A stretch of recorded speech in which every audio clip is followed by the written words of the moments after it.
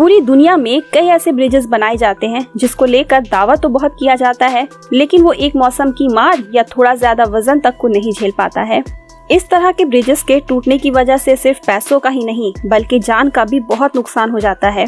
South Korea एक busy देश है और यहाँ शहरों को जोड़ने के लिए हान रिवर के ऊपर स्योंगसू ब्रिज को बनाया गया था, लेकिन 21 अक्टूबर 1944 को ये 3805 फुट लंबा ब्रिज टूट गया। कई सारे कार यात्रियों से भरा बस नदी में गिर गया और 32 लोगों की जान चली गई। बाकी सभी को रेस्क्यू कर लिया गया। जब ब्रिज के टूटने का कारण पता करने के लिए इन्वेस्टिगेशन टीम को वहां लगाया गया तो कुछ इस तरह की बातें सामने आई। वैसे इस ब्रिज से रोज पार होने वाले लोगों का कहना था कि ये ब्रिज हिलता है, कांपता है।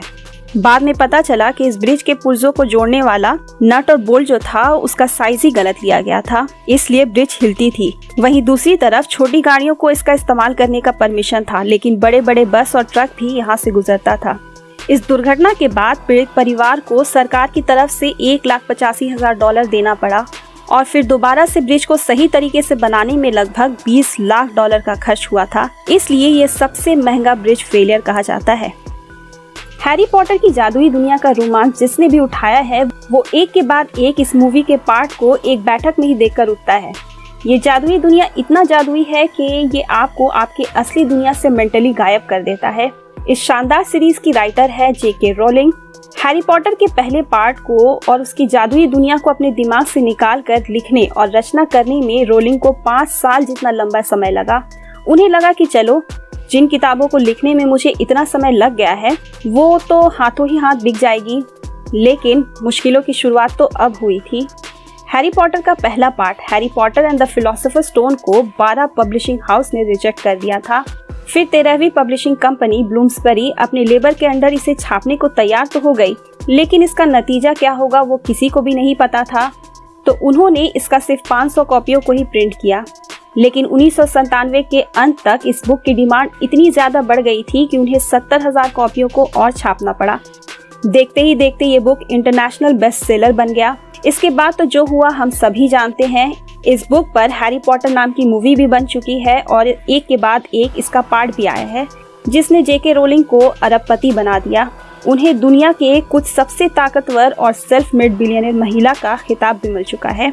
वहीं दूसरी तरफ ब्लूम्सबरी पब्लिशिंग कंपनी का किस्मत ही बदल गया, क्योंकि सिर्फ 2020 में ही इस कंपनी को $200 मिलियन का प्रॉफिट हुआ था।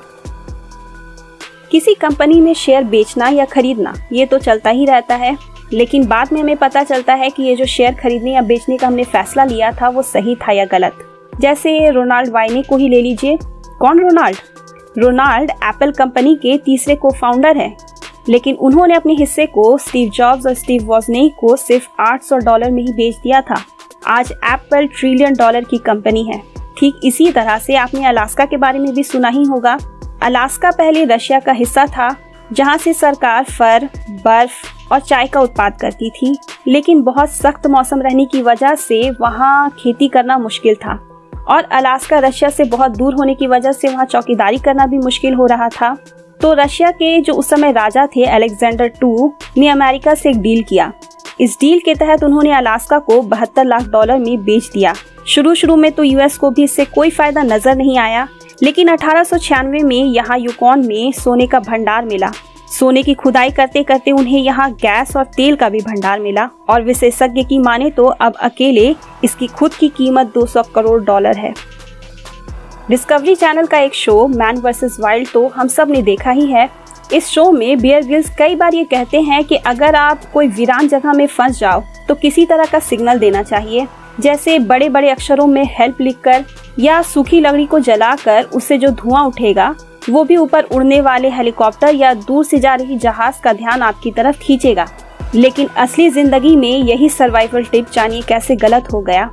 साल 2003 में साउदर्न कैलिफोर्निया के जंगलों में एक शिकारी सर्गियो मार्टिनेज अपना रास्ता भटक गए। उन्हें लगा कि अब वो जिंदा ही नहीं बच पाएंगे। तब उन्होंने ये आखिरी सर्वाइवल टिप इस्तेमाल किया। उन्होंने थोड़ी थोड़ी दूरी पर सूखी लकड़ियां जलाई। इससे जो धुआं उठा वो वहां से गुजर रहे हेलीकॉप्टर का ध्यान तो अपनी तरफ आकर्षित तो किया, लेकिन ये छोटी सी आग की लपटें उस सूखे जंगल में बड़ी तेजी से फैलने लगी और इस आग को हवा सैंटा एना तूफान दे रही थी। देखते ही देखते ये आग पूरी जंगल में फैलकर बेकाबू हो गया और जब तक इस पर काबू पाया गया तब तक ये 2,75,000 एकड़ जंगल को जला चुका था, जो लगभग हांगकांग के बराबर होगा। 2800 घरें जल गईं, 15 लोगों की जान इसमें फंस कर चली गई। सरकार को 8,000 करोड़ घरों के बदले चुकाना पड़ा और इन लाखों पेड़ों की कीमत कौन ही आंक सकता है भला। वहीं मार्टिनेज को सिर्फ 6 महीने की ही सजा सुनाई गई थी। मेरे इस वीडियो को अंत तक देखने और सुनने के लिए बहुत बहुत धन्यवाद। और अगला वीडियो देखने के लिए इन चारों में से आप किसी एक को चुन सकते हैं।